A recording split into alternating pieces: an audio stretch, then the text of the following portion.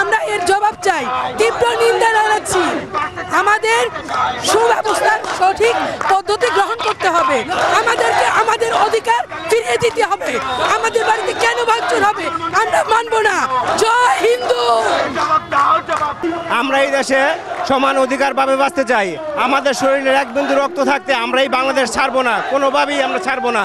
আমাদের সংখ্যালঘুদের উপরে যেমন আর কখনো কোনো হামলা না আসে, যদি কখনো কোনো হামলা আসে তাহলে আমরা এর প্রতিবাদ করব। আজকের দাবিটা হচ্ছে আমরা সবসময় হচ্ছে হিন্দু হিসেবে বাংলাদেশে নির্যাতিত হই সেই মুক্তিযুদ্ধের আমল থেকে।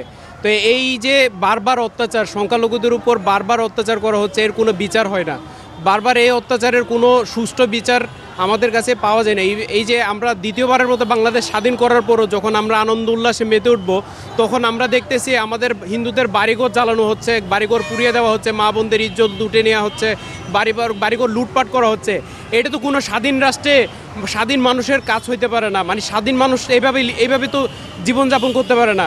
তো যদি আমাদের মানে মাথা তুলে দাঁড়াতে হয়, অবশ্যই আমাদের যে অধিকার সেটা আমাদের ফিরিয়ে দিতে হবে। আমরা যে বাঙালি, আমরা যে কোনো সংখ্যালঘু নয়, সেটা আমাদের সরকার নিশ্চিত করতে হবে।